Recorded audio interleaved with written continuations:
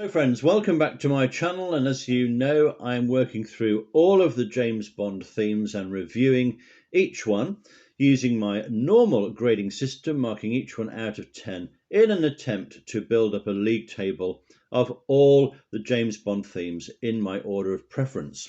Now I've already worked through the first two, which was Dr. No and From Russia with Love, and today we land in 1964 with the Sean Connery fronted film Goldfinger, and of course its memorable theme tune sung by Shirley Bassey. What do we know about this song? Well, it was composed by John Barry, of course, had such a huge influence on Bond music and continues to do to this day, with lyrics by Leslie Bricusse, who only died very recently, and Anthony Newley. Now, Leslie Bricusse was also responsible for music in the film Dr. Dolittle, Scrooge and Willy Wonka. So quite a portfolio there to have a Bond film in it as well. Now, initially, when the composer came up with the first three notes, da, da, da, well, the lyricist thought, hang on, isn't that Moon River? Moon River, wider than a mile. Well, it did have a similar sort of start, didn't it? But of course, it went off in a completely different and very creative direction.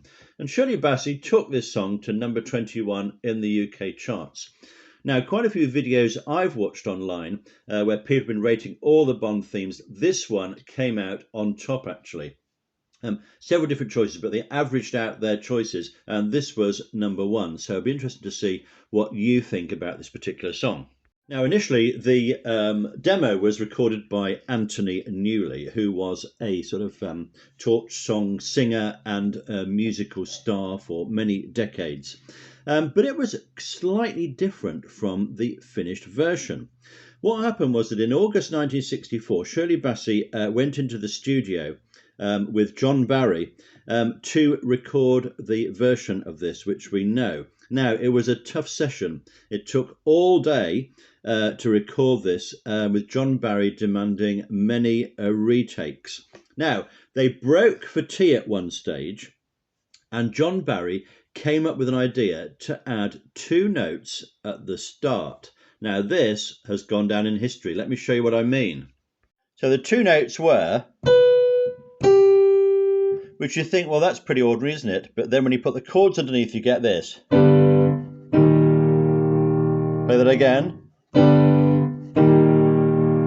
Now what you've got there is you've got a G major chord, you've got an E flat major chord, but that has become so distinctive of James Bond music, all based on two notes, those two notes added during a tea break in the studio.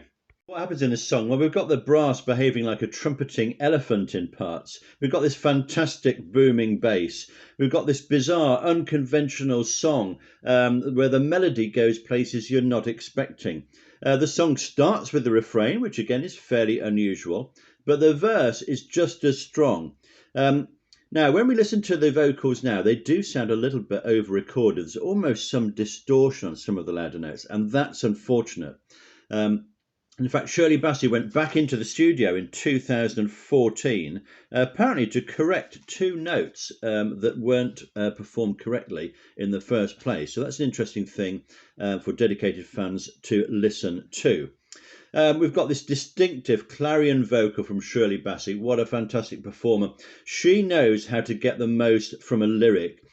She's so dramatic in the way she delivers the song, and this makes it so memorable. And of course, we've got two other Bond themes to enjoy from Shirley Bassey to come.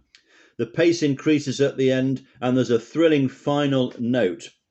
This is going to be one of the top Bond themes, isn't it? And it kind of set the mood for the film Goldfinger. So I'm going to rate this as a very good song indeed, and I'm going to give this a 7 out of 10. Bearing in mind, there's lots of good things to come as well, so I'm sure this will emerge as one of the top Bond themes. Let's have a look at my spreadsheet so far then. Just the three themes reviewed so far. I've put in there the IMDb rating for the film as well. So as you can see, Goldfinger was rated as the top film so far with 7.7. And those are my ratings. So I gave the original James Bond theme 9, From Russia with Love 6, and Goldfinger 7. Lots more to come, of course. So what do you think of this particular theme? Is it one of your favourites? Which of the Bond themes is the best in your opinion? Which matches the film the best as well? Okay, I'm going to be back soon with another James Bond theme review. Until then, keep watching and subscribe if you wish to. See you soon.